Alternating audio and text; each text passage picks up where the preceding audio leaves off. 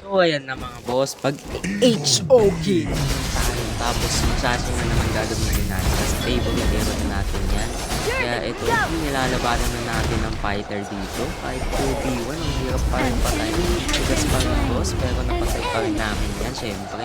Tapos pinush ko na yung tower dito, sayang naman. Ito kakabalik niya lang yun. Kasi pag teleport ako sa bot, parang blow yung kampi namin. Kasi sila yun. Kaya pinatay namin yung MM tapos yung fighter doon. Kaya yung pinush ko na yung bot lane.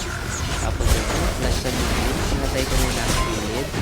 Tapos ito, sayang. Tapos di ko na isasan, hindi ko na pindot. Nag-bug, sayang. Tapos ito, hinihintay ko yung perfect time. Hindi dikit-dikit. Sila kaya kaya ayan, nag-pause muna ako kasi ako kumukawa ng lahat ng tower damage. Tapos ito, sinabot namin yung nasa top. 2v1 na naman. Ay, ito.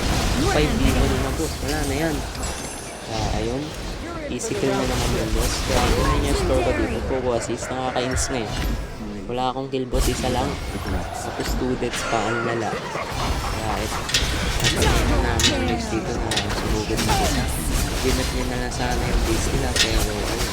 Nagpapatay pa boss. Kaya ito. I-ano ko na sana dito minutes. Pero may kalaban pa dito. Kaya tumulong tayo sa kampi natin. Kaya ayan, push namin. Ang bilis namin i-push, di ba naman kami. Kaya ayun boss, isa na naman victory. Watch and like, thank